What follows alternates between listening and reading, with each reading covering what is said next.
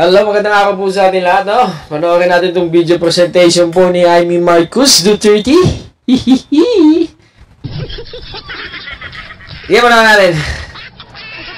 Tingnan mo, Amy, ang dami mong dada. Ha? Tapos nung ipapapatay yung kapatid mo, ha? Sinabing bangag yung kapatid mo. Sinabing huhukayin yung tatay mo. Eh, wala kang palag. Samantalang nung inaresto, na legit naman na may kaso itong si Digong, ang dami mong ngawa. Nganga ka ng nganga. Ang inaresta. But anyway, let's watch this. Susunod ka sa dinaanan ng tatay mo. Diyan ako takot. Ayaw ko mangyari sa iyo yan. Nagbato ng maaanghang na salita si dating Pangulong Rodrigo Duterte laban kay Pangulong Marcos tungkol sa di umano'y paggamit ng droga at ang kontrobersyal ng People's Initiative. Magsabi na walang paki ang So, paggamit ng droga, di ba? Ibig sabihin, kapatid mo, di mo lang kaya ipagtanggol? Kadugo mo? Ewan ko kung kadugo mo, Inang Amy na to, Diyan ka na dali, Mabibigyan ka na ngayon ng isang masakit na pagkatalo. Tignan natin ang tapang mo, Amy, pag wala ka na sa Senado. Yari na. Pag hindi nanalo to, wala. Nga. Back to governor to, Gawan niya yung pinsan niya at saka yung kapatid, anak niya. Isa lang ang masasabi ko. Walang gamot na kapalan ng mukha mo. Sa Senado, sa kapareho at sumunod pang mga buwan, si Senador... Sino ba yung binabanggit niya ng ganun? Kapatid niya o si pinsan niya? Palibasa kasi, ano itong mga to Mag-aaway-aaway sila Siyang unang nagtatapos. Hilawag nga. Ano ba talaga ang TI na yan? Yung pinsan nila doon, kaaway nila Sa kabila ng bangayan, sa harap ng sambayan. Sabi nga ni Pariñas, kung ikaw ay may unity team, ayusin mo muna ang iyong bakuran. Anyway, tuloy. Matatag, matapang. The International Criminal Court has no jurisdiction over the Philippines as we remain to have. Tama naman yung pinagsasabi ng mamang ito. Nung magkakampi pa sila, nung hindi pa binababoy ni Duterte at ni Sara, etong tao na to, nung magkakaibigan pa sila, kayo na nga itong humihingi ng pabor, kayo pa yung gustong kaawaan. Kayo pa yung gustong, kayo pa yung matapang, di ba? Pangit naman nun. Working judicial system and law enforcement mechanisms. Walang jurisdiksyon ang ICC sa Pilipinas. Sa sabon, nagpagpag siya ng balahibo. Ang hindi na... Sige, ang pangit nun, sarili mong kapatid ginaganon mo, Tangina. Ako kapatid mo, taltalin kita nga, babae ka ba ganun? Tangina. What the F, di ba? Ipapalo kita kay Mel, sabihin ko kay Mel, paluin mo nga yung panganay mo, sabihin ko talaga.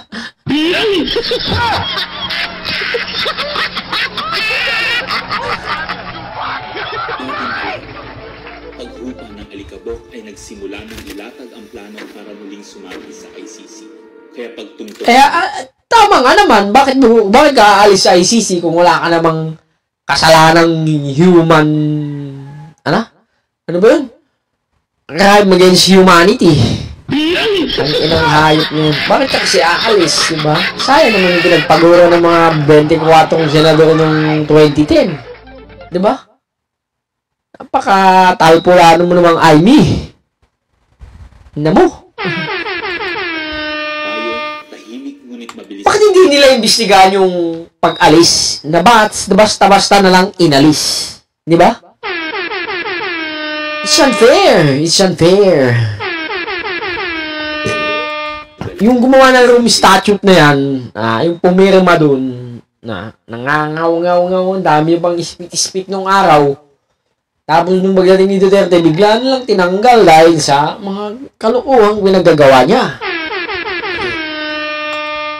Ite ng DOJ ang legal brief para sa posibleng pag-aresto kay FPRRD. Isang pagtataksil na walang nakapansin. Wala akong pagtataksil doon at wala akong pagsusurrender ng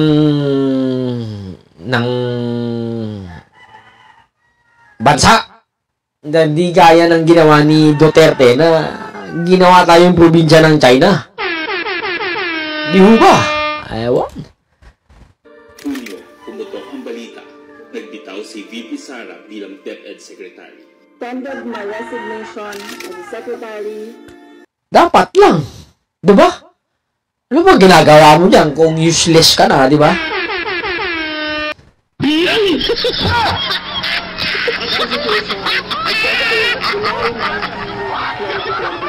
Isang babae ng tapang ngunit walang nagawa dahil sa Walang ginawa.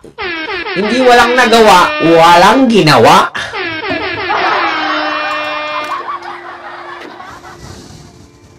Agosto, isinagawa ang unang Quadcom hearing laban kay FPRRD habang inuusig ng COA ang confidential funds ni VP.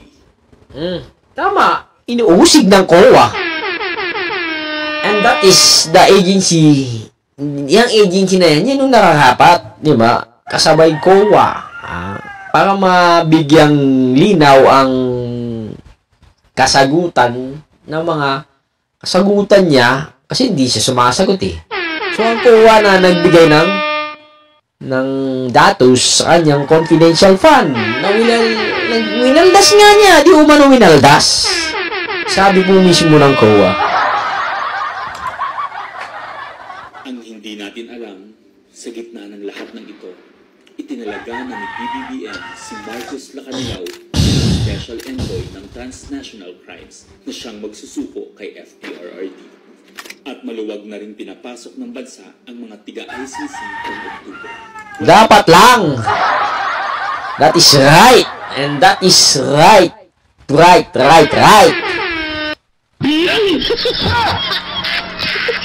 Hindi, wala ka sa karapatang Aimee na magsabi ng ikaw ay tama. Ha? Wala ka sa lugar na ikaw ay magsabing tama ka. Marahil may tama ka, pero hindi ka tama.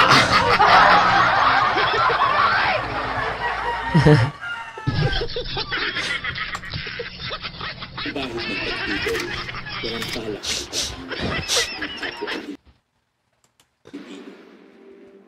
Nobyembre. Ipagtanggol mo ba naman yung pumapatay ng mga kapwa Pilipino? Di ba? Bakit mo ba ipagtatanggol? Di ba? Ipagkanuno mo na siya. Gano'n ang ginawa ko. Di ba? Kawawa naman yung kapatid mo. Nagkanuno mo sa demonyo. Di ba? Nagkanuno na talaga si demonyo yun. Tangina. Panahing ihip ng hangin, matatag, matapang, walang bahid ng pag-aalinlangan. Narinig muli natin si Pangulong Marcos, ngunit iba na ang sinabi. If yun ang gugustuhin ni PRRD, Yun ang gusto niya eh. Diba? Pumasok na ang ICC. Sabi na, bumunta na kayo bukas. O, sino ka ba para tumanggi? Diba? Eh, yun ang request eh. Who the fuck are you para tumanggi? Bukas, pumunta na kayo sa ICC. Pumunta na ang ICC para sipahin ko na. Sabi. O, diba? Who the fuck are you para tumanggi? Eh, nakagustuhan ni Duterte na bumasok ang ICC. Tanga na. hindi naman kami haharang doon sa mga ICC. Para tagunan ang galawan, pinaingay ang impeachment complaints laban kay VP. The Office of the Secretary General will transmit the 2 impeachment complaints filed against Vice President Sara Duterte. Kahit pa nagkaroon ng INC rally noong Disyembre, Bakit? Kailangan pang pigilan ng ICC? Ha? ICC, INC lang ba ang relihiyon dito? Sa bansang Pilipinas? Ha? Ang mga Katoliko, 85 milyones ang Katoliko dito sa Pilipinas. Ay ni. Isaksak mo sa baba mo. Isaksak mo sa baba mo, 85 milyones ang Katoliko dito sa Pilipinas. Para sa INC mong 3 milyon. Alam mo? Planado na rin ang pagpirma ng questionableng 2025 budget kahit bat-bat ng anomalya. Enero 25, 2025, sinimulan na ang Oplan Tugis o Operation Pursuit, ang lihim na operasyon para hulihin si Duterte. Pagsampa ng Pebrero, nag-apply ng arrest warrant ang ICC prosecutor. Isang tahimik na pag-uusig habang tayo'y pinaiikot ng mga rally at press release. Marso, muling nilinlang ang bayan. Daw ng 60-day extension. Muling lininlang ang bayan? Ulol! Wala akong anumang panglilinlang sa bansang Pilipinas. Wala. Mas marami hong Pilipino ang may kagustuhang mahuli ho ang matandang Duterte. Yan ho ang katunayan at huwag na huwag ho kayo maniwala sa baba ni Amy Marcos. Ang DOJ para sa EJK report noong Marso sa East. Pero ang totoo, din na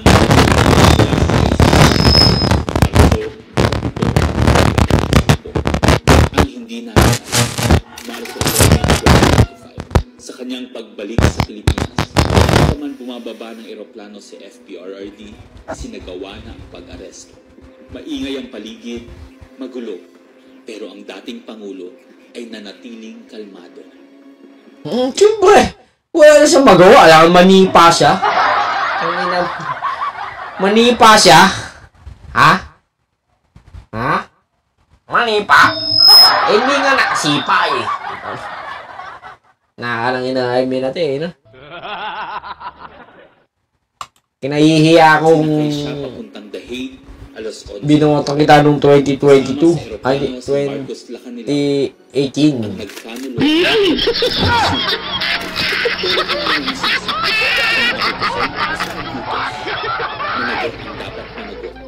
Nakalatag na. It's a request to Panagutin mo ang kapatid mo kung kaya mo. the arrest warrant, and we have commitments to them. Ayaw nila ipagpatuloy ang pag-iimbestiga. Maliwanag na ang buong administrasyon na ito mula sa pinakataas hanggang sa galamay. Nagplano. Ikaw ho ba nagplano ng lahat ng ito? Hindi naman. It was a group effort. Secretary Chudoro was there, Secretary Anyo was there too, and the President. Nagsakatuparan.